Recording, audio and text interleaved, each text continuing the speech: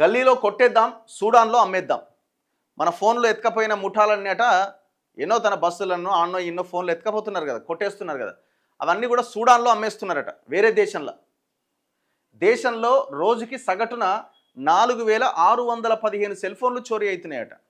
భారతదేశంలో 4615 ఫోన్స్ని ఏదో రకంగా దొంగతనం చేస్తున్నారట. దాని తర్వాత ఏం చేస్తున్నారు, అంతర్జాతీయ ముఠాలతో కలిసి ఆఫ్రికాకు తరలిస్తున్నారట, వేరే దేశానికి. చూడండి ఒక్కసారి, రికవరీ చేస్తున్న ఫోన్ల శాతం ఎట్లుంది. దొంగతనం చేసిన దాంట్లో బ్లాక్ చేసిన ఫోన్లు దాదాపు తెలంగాణలో 3,87,000 ఫోన్లు బ్లాక్ చేసిరట. అంటే పోయిన తర్వాత మనం కంప్లైంట్ చేస్తే బ్లాక్ చేస్తారు కదా.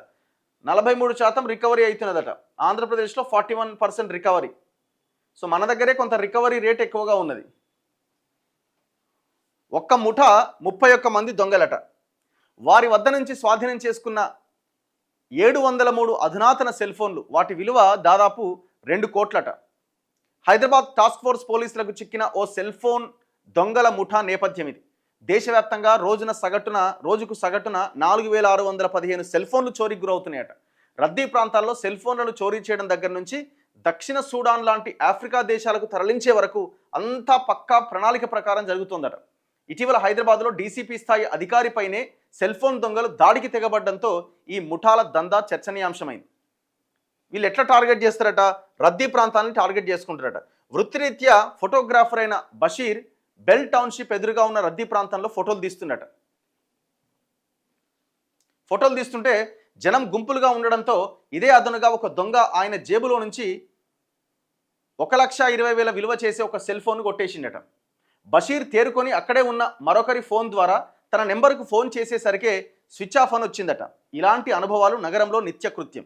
స్నాచింగ్ ముఠాలు పదుల సంఖ్యలో ఫోన్లు తస్కరిస్తూ ఉండడంతో బాధితులు లబోదిబోమంటున్నారు. బస్టాండ్లు, రైల్వే స్టేషన్లు, సినిమా హాళ్లు ఇలాంటి రద్దీ ప్రాంతాల్లో ఫోన్ల చోరీ మామూలు విషయంగా మారిపోయింది. కొందరు దొంగలు ప్రయాణికుల్లాగా బస్సుల్లో ఎక్కుతూ ఫోన్లు కొట్టేసి వెంటనే దిగిపోతున్నారు. అయితే వీరంతా దందాలో చిన్న చేపలు మాత్రమే. వీరి వెనక ఉండి నడిపిస్తున్న ముఠాలు చాలానే ఉన్నాయి. కొన్ని సందర్భాల్లో దొంగలకు ముందే డబ్బులు ఇచ్చి మరీ చోరీలు చేయిస్తున్నాయట. అదొక బిజినెస్ అయిపోయింది.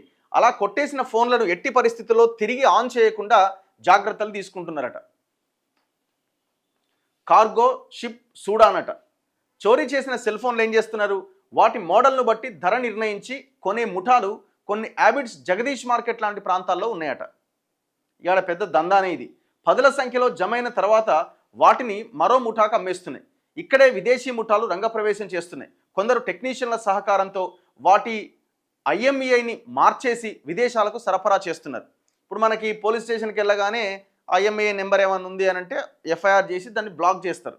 సో ఆ ఐఎంఈఐ నెంబర్ని కూడా అది బ్లాక్ అవ్వకుండా మార్చిపడేస్తున్నారట.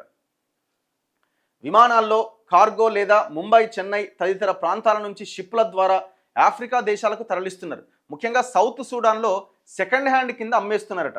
ఆయా దేశాల్లో అంతర్యుద్ధం నేపథ్యంలో ఈ తరహా సెల్ ఫోన్లకు అక్కడ డిమాండ్ బాగా పెరిగిందట. చూడు ఎట్లా ఉందో కథ.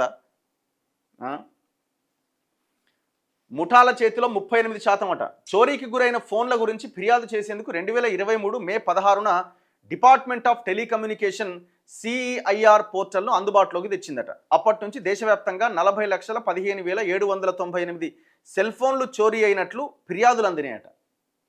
2023 నుంచి ఇప్పటిదాకా 40,15,798 సెల్ ఫోన్లు చోరీ అయినాయట. ఈ లెక్కన రోజుకి సగటున 4,615 ఫోన్లు మాయమవుతున్నాయట. అంటే దాదాపు ఈ దేశంలో 2023 మే 16 నుంచి ఈ రోజు వరకు 50 లక్షల ఫోన్లు పోయినాయట దగ్గర. అయితే దాంట్లో 24,84,264 అంటే 61% ఫోన్ల జాడ కనిపెట్టగలిగిరట.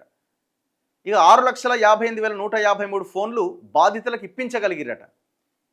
అంటే ఇప్పించలేనివి మెజారిటీ ఉన్నది. కేసు అయింది, బ్లాక్ చేసిరు కానీ దొరకలే. కానీ కేవలం 40 లక్షల ఫోన్లలో ఇప్పించగలిగింది కేవలం 6 లక్షల ఫోన్లు ఇప్పించగలిగిరట.